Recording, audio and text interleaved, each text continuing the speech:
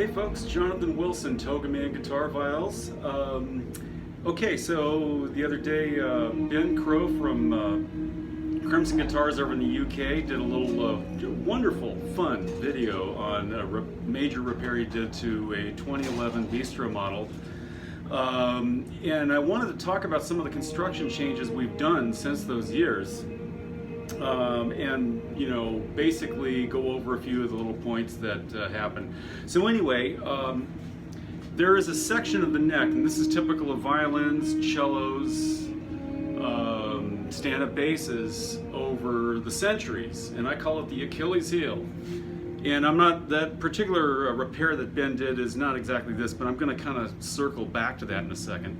So basically this section of neck, this elevation, the one thing that makes this instrument work is also its Achilles heel. Basically, what we have here is a very small section. I'm going to turn this around. A small section of, you know, where all this pressure is being pulled on the neck, and that is inherently weak because generally the wood grains go this direction on a plank of wood that we do it, but then it's the very part where we want to rip the grain kind of like this. So it's, no matter how you carve or make the neck, it's just basically wrong. So what I've done to improve some of that over the years has been, we put in, you can see this little carbon fiber thing here on the neck heel, and I'm going to go back to this neck heel in a second. We put in a piece of this carbon fiber toe, and in that section that we put the toe in, you can see that it's right underneath the surface by a couple millimeters, and it acts like a sailboat mast stay. So this is like putting steel without adding any weight to the instrument. So that's been a dramatic stabilizer. So it's like a preemptive, you know, thing, because unlike violins and cellos, which have the same problem, is that we're dealing with 6 modern strings under very high tension. So even dropping the instrument in a case could basically, you know, put enough shock to break that joint. In the past, I'm going to hold on to this for a sec. This is a neck blank in the rough, by the way, so you can see it's still got all, it's not carved or sanded or anything like that. But at least it's enough to see what I'm talking about. So this block here, what used to be a glue-in assembly on that joint, has now become what we would refer to as a Spanish neck joint.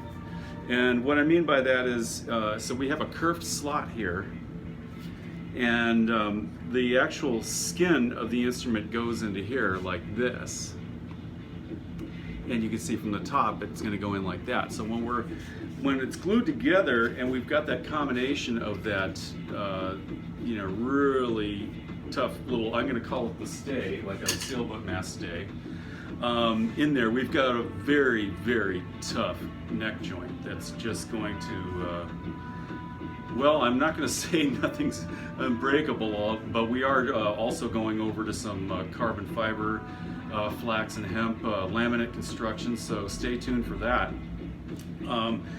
But yeah, they're inherently fragile instruments to begin with, and so we've been just trying to solve some centuries-old problems here.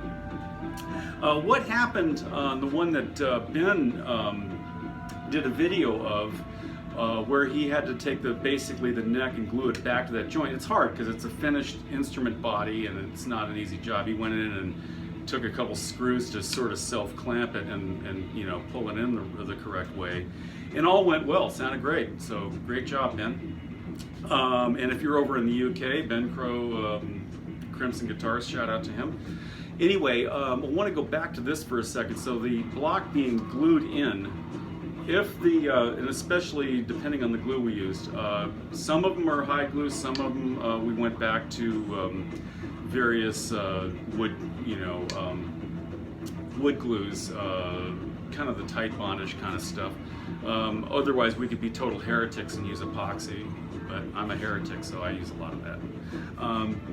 Anyway, when that's glued together, and if the instrument is living in an environment where there's some sunlight, so let's say we've got, well, you can't see the sun over here, but you know, if I leave the instrument in the sunlight, like in a sunroom or something like that, under pressure, or in the trunk of a car, let's say, and it's a hot summer day, it's like 200 degrees inside the trunk, and by the way, they do get that hot, so don't put your instrument in there.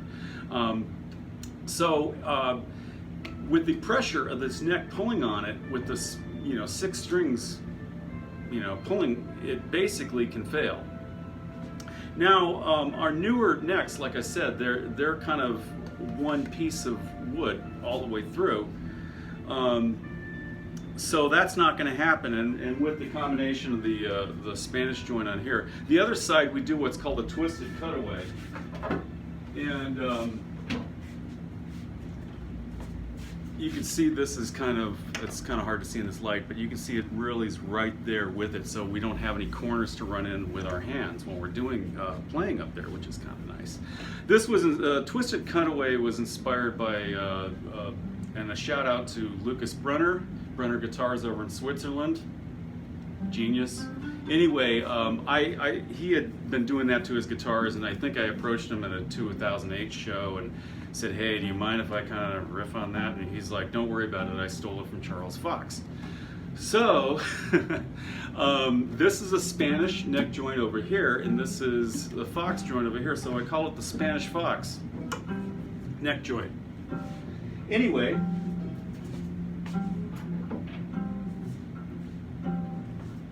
so the hot sun, fail, high heat, fail.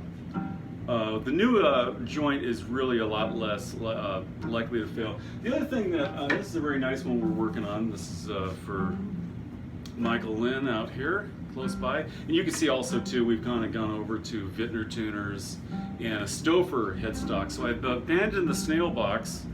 I have another blog on that, but basically it was the 3-in-3 format that it seems a lot of other builders have adopted it since I've sort of just distanced myself from it. I like this a lot better. I like the tension, you know, happening, you know, with the way this all works out. Anyway, but I wanted to go back to the neck joint for a second. So because we have the same also piece of wood over here, so that kind of is an extra glue surface. So this thing is really very well glued in there. When we actually assemble these instruments, they go into a jig that's in the shop out there, and we actually, you know, line the neck up perfectly, alignment with center alignment as well as pitch alignment. You know, and when we get that to where exactly we want it, we glue it together. So it's just, you know, every time we can just knock it right. Knock it out right. So a lot of fun stuff here. I wanted to talk about a little bit too, just because, you know, I'm kind of on a roll here for a second. There's the evolution of the fingerboards. The earlier fingerboards, we had frets and we had limitations as to how much we could bend the frets and put them in. So I'm going back almost 20 years, actually close to 30 years, because the first prototype was way back then. This is similar to the one that Ben had at his shop, where we had the stealth frets, and you can see a little clearance. It's kind of like scallops in between, but it's not for the sake of that. We have another benefit with that, and I'll tell you about that in a second. Actually, I might as well get to it. So, because the current necks we have, you know, it's very guitar-like, and as it goes up, it gets more scalp. So it's a very gradual thing. When we're actually doing a bar chord, for example, we can do that very cleanly, whereas if you have the wood in the way, your barring chord doesn't go really well. So it's a lot went into this. And the current fingerboards, which I just had an example of, these are composite, and we can get these dimensionally exactly the way we want.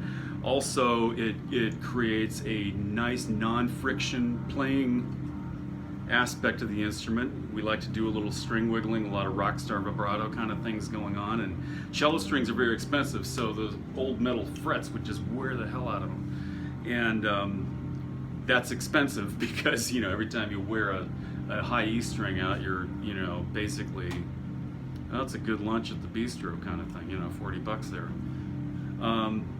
Also, one other thing that's kind of fun about these fingerboards, and I've been doing some variants of them lately, but you can't see this on camera, but these actually will glow in the dark, so that's kind of cool. So I kind of do these little glow dots, and we're actually starting to try some varied colors of them too, so that's a bit fun. We're always trying to have fun here. Anyway, I wanted to just do a little bit of an update in response to the Crimson Guitars video, and once again, excellent job, Ben. You rock. We gotta go hit the pub, mate. All right. So anyway, that's all for today. Have an exceedingly awesome day. Be inspired.